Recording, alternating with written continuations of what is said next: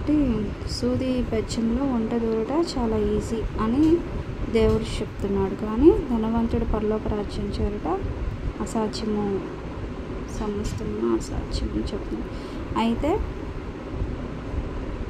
పేతురు, ఇదిగో మేము సమస్తమును విడిచిపెట్టి నిన్ను వెంబడిస్తున్నాం కదా, మాకేమి దొరకను అని ఆయన అడుగుతున్నాడు. అంటే యేసు వారితో ఇట్లా అని, పునర్జన్మ యందు మనుష్య కుమారుడు తన మహిమగల సింహాసనం మీద ఆసీనుడై ఉండినప్పుడు నన్ను వెంబడించిన మీరును 12 సింహాసనం మీద ఆసీనుడై ఇశ్రాయేలులో 12 గోత్రముల వారికి తీర్పు తీర్చుదురు అని దేవుడు మాట్లాడుచున్నాడు. నా నామము నిమిత్తము అన్నదమ్ములనైనను అక్క చెల్లెలనైనా తండ్రి నైనను తల్లి నైనను పిల్లలను భూములను ఇండ్లనైనను విడిచిపెట్టి ప్రతివాడును 100 రెట్లు పొందును. ఇదిగాక నిత్య జీవమును స్వతంత్రించుకొనును. మొదటివారు అనేకులు, కడపటివారగుదురు, కడపటివారు మొదటివారగుదురు అని దేవుడు మాట్లాడుచున్నాడు.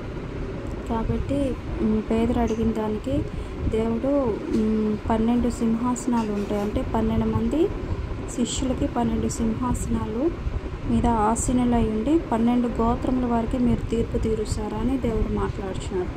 అలాగే దేవుని వాళ్ళు ఎలాగుండాలంటే వాళ్ళు ఎలా ఉంటే సింహాసనాన్ని దక్కించుకుంటారంటే, నా నామము నిమిత్తము అన్నదమ్ములనైనను అక్క చెల్లెండ్రులైనను తండ్రినైనను తల్లినైనను పిల్లలనైనా భూమినైనను ఇండ్లనైనా విడిచిపెట్టిన ప్రతి వాడు 100 రెట్లు పొందుదురు.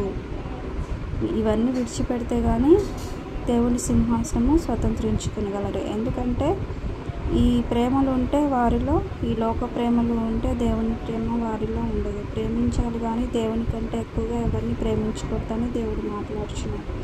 కాబట్టి ఒక నిష్ట కలిగి ఉండాలి అని దేవుడు మాట్లాడుచున్నాడు. కాబట్టి దీని వేటి మీద ఆశ కలిగి ఉండకూడదు. భూమిలోనైనాను ఇండ్లనైనాను ప్రతి ఒక్క దాన్ని విడిచిపెడితేనే కానీ వాడు జీవమును స్వతంత్రించుకొనును అని దేవుడు మాట్లాడుతున్నాడు. కాబట్టి అవి వాళ్ళు విడిచిపెట్టినా కానీ వాళ్ళకి దేవుడు ఆశీర్వదిస్తాడు. ప్రతి వాడిని 100 రెట్లు పొందినట్లు దేవుడు ఆశీర్వదిస్తాడు. ఎందుకంటే ఆయన నామం నిమిత్తము ఇవన్నీ విడిచిపెట్టి వాళ్ళు దేవుని పరిచర్య, దేవుని సేవ చేస్తున్నారు. కాబట్టి ప్రతి ఒక్కరూ ఆయన్ని 100 రెట్లు ఆశీర్వదిస్తాడని దేవుడు మాట్లాడుచున్నాడు. అలాంటి వాళ్ళే ఆయన రాజ్యంను స్వతంత్రించుకుంటాడని దేవుడు మాట్లాడుచున్నాడు. కాబట్టి మొదటివారు అనేకులు, కడపటి వారగుదురు, కడపటివారు మొదటి వారగుదురు అని దేవుడు మాట్లాడుచున్నాడు. కాబట్టి మనము మొదటివారు అయినప్పటికీ అనేకులు కడపటి వారగుదురు అంటున్నారు. కాబట్టి మనము మొదటివారుగానే ఉండాలి.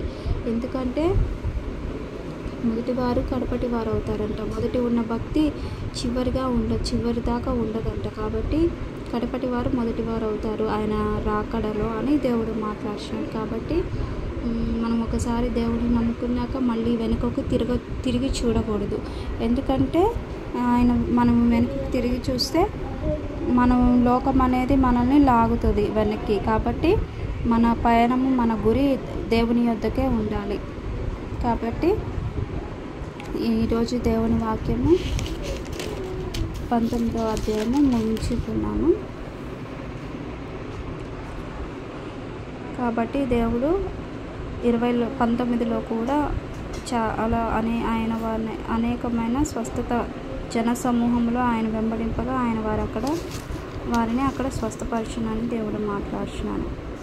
కాబట్టి ఆయన వాక్యాల్లో చాలా మటుకు స్వస్థత కార్యాలు జరిగించాడు.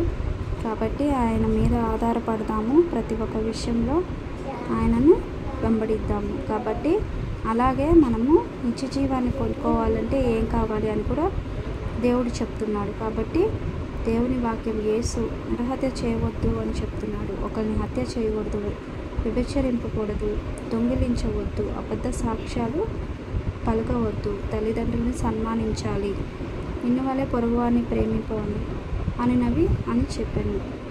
ఇవన్నీ అనుసరిస్తేనే మనకి నిత్య జీవంలో ప్రవేశిస్తాము అని దేవుడు మాట్లాడుతున్నాడు. జీవంలో ప్రవేశిస్తామంట.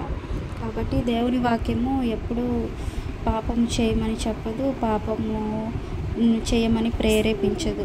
ఆయన వాక్యము పరిశుద్ధమైనది. ఒక పాపి మారాలనే ఆయన వాక్యం చెప్తుంది. కానీ ఎప్పుడు ఒకళ్ళు పాడవ్వాలని, ఒకళ్ళ జీవితం ఇదవ్వాలని అని ఇంకా దేవుడు ఏం చెప్తున్నాడంటే, ఒక పాపి, ఒక మనుష్యుడు పాత రోత జీవితాన్ని విడిచిపెట్టి పరిశుద్ధంగా మంచిగా జీవించాలి అన్నదే దేవుడి వాక్యం. కానీ ఒక మతం మారాలని, ఒక కులాలు మారాలని ఆయన ఎప్పుడూ అనలేదు. ఎందుకంటే ఆయనకి ఒక మనిషి ముఖ్యం, మతం కాదని దేవుని వాక్యం చెప్తుంది. కాబట్టి ప్రతి ఒక్క మనిషి ఆయన రక్తం చేత కొనబడిన వారు. ఎందుకంటే ఆయన మన కొరకు ఆయన బలియాగం అయ్యాడు. చివరి ఆఖరి రక్తపు బిందు కూడా మన కోసం కార్చాడు. కాబట్టి ప్రతి ఒక్కరూ ఆయన ప్రాణం యొక్క త్యాగాన్ని గుర్తించాలని నేను కోరుకుంటున్నాను. అలాగే ఆయన వాక్యము ముగిస్తున్నాను.